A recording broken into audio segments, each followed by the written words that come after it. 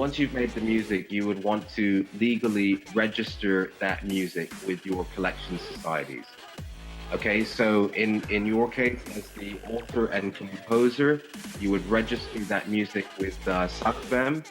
As the musician or any performers on the recording, you would register your performances on Pro.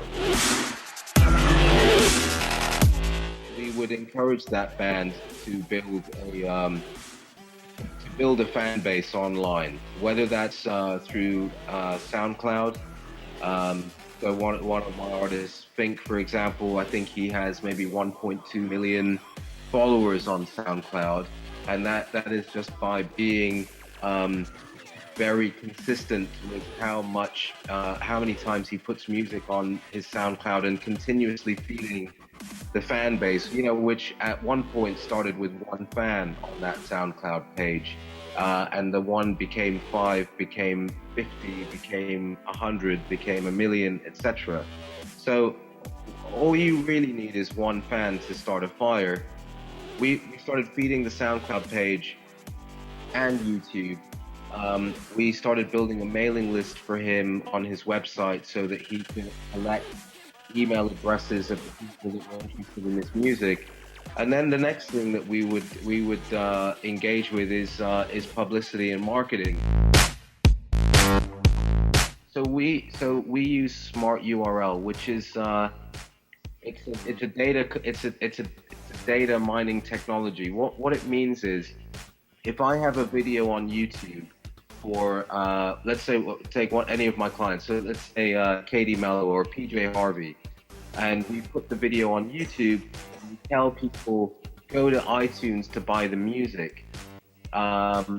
We can't just put one iTunes link there. We go to Smart URL, we'll input the iTunes link, and that will give us a Smart URL link. And the advantage to that is that when people click on that link, it will tell me where they are coming from around the world, and it will also direct them to their local store.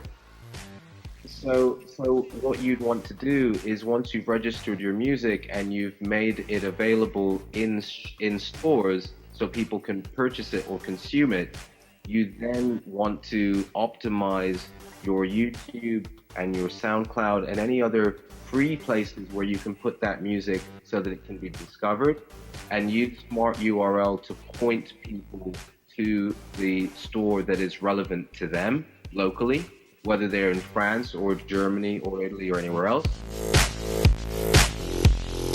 So if one of the issues is how do we get people outside of Venezuela to hear about our music, it's like flying the border, It's like, well, what goes in and out of the border?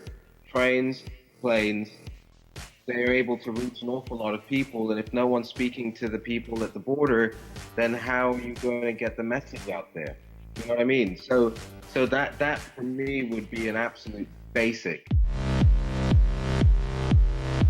Get your music onto the radio if you can, which is a difficult thing, but try and get it onto TV shows, film, video games, anywhere else where people can Shazam that music, discover it, and then buy it.